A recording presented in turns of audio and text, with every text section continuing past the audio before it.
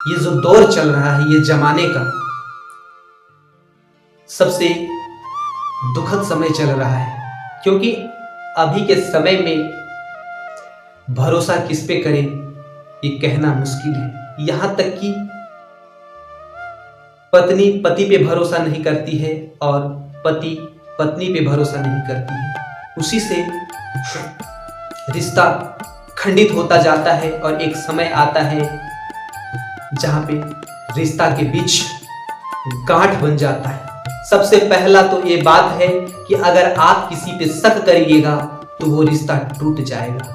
आपके ऊपर कोई शक करता है तो रिश्ता टूट जाएगा, क्योंकि जब हम किसी के प्रति शक करते हैं, किसी के प्रति संदेह भरा रहता है जीवन मेरे दिल में, मेरे मन में, मेरे विचारों में कि वह व्यक्ति क्या कर रहा होगा। हमेशा अगर हम किसी के बारे में गलत विचार रखते हैं, गलत संदेह रखते हैं, गलत भावना रखते हैं, चाहे वो मेरा पति हो चाहे वो पत्नी हो, तो वहां जहां संदेह आता है वहीं से रिश्ते खत्म होने लगते हैं, वहीं से रिश्ते टूटने लगते हैं। तो आप सभी पति और पत्नियों से हाथ जोड़ करके मेरा विनती है, मैं आज यही कहना चाहता हूं पतियों से कि अगर आप एक अच्छे पति बन करके अपने पत्नी के साथ जीवन बिताना चाहते हैं, बिल्कुल वो राम और सीता की जैसे, रुक्मणी और कृष्ण के जैसे,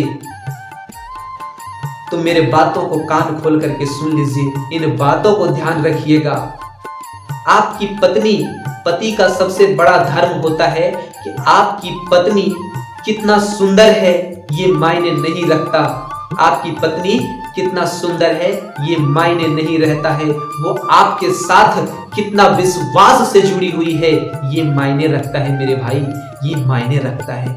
उस पत्नी को कभी मत सताना, वो देवी का रूप है, वो देवी का रूप है आपके जीवन में, वो आपकी परछाई बन करके आपके साथ रहने के लिए आई हुई है। आप उसको दहेज की आग में मत जलाइए, आप उसको छोटे छोटे बातों के झंझकार देकर के नहीं जलाइए। पत्नी का सबसे बड़ा धर्म होता है कि पति की सेवा करना, चाहे वो पति लंगड़ा हो, चाहे वो पति लूल्हा हो, चाहे वो काला हो, चाहे वो गोरा हो, चाहे वो बदचलन ही क्यों ना हो, आप पत्नी की सेवा करें। और पति का भी ये धर्म होता है कि आपकी पत्नी जैसी हो वो आपकी पत्नी है, और आपका समय जब खराब होगा ना तो कोई आए या ना आए, लेकिन वही अर्धांगिनी आपके साथ रहेगी। आप सुंदर सुंदर स्त्रियों को देख करके अपनी धर्म पत्नी को कैसे ठुकरा देते हो मेरे भाई, जरा सोच करके तो देखो, जरा सोच करके देखो। आप पति हो, पति का सबसे बड़ा धर्म होता है पत्नी की रक्षा करना, उसके जरूरतों को पूरा करना, उनके दुख सुख में हमेशा उनके साथ रहना, उनके भावनाओं को समझना, उनके भावनाओं को ठेस नहीं पहुंचाना। आपका परिवार, आपका प्यार, आपका जीवन खुशियों से भरा रहेगा। कभी ये शिकायत नहीं होगा कि मेरी पत्नी किसी दूसरे पुरुष को देख रही है या फिर किसी दूसरे पुरुष में लोभित हो जाती है। अगर आप उसके पीछे समय बिताएंगे, आप उनको समय देंगे, आप अगर किसी दूसरे पत्नी को नजर उठा करके नहीं देखेंगे, तो मैं लिख करके कहना सकता हूं या फिर लिख करके कह सकता हूं कि आपकी पत्नी भी वो किसी को नजर उठा करके नहीं देखेगी, आपकी पत्नी भी किसी को नजर उठा के नहीं देखेगी। सबसे पहले तो आप बिगड़ जाते हो, और जैसे ही आप गलत राह पकड़ लेते हो ना, उसी समय आपकी पत्नी के मन में ये संदेह हो जाता है। जब वो ठोकर खा जाती है तो वो आप पे शक करने लगती है, और जहां शक आता है वहीं से रिश्ता टूटने लगता है। इसीलिए कभी भी अपने पत्नी या पति पे शक करने से पहले उसके पीछे का कारण, पीछे का रीजन, पीछे का मजबूरी क्या है, ये बात को समझ लीजिएगा। किसी के बात में आकर के, रोज खरोश में आकर के गलत फैसला नहीं लीजिएगा।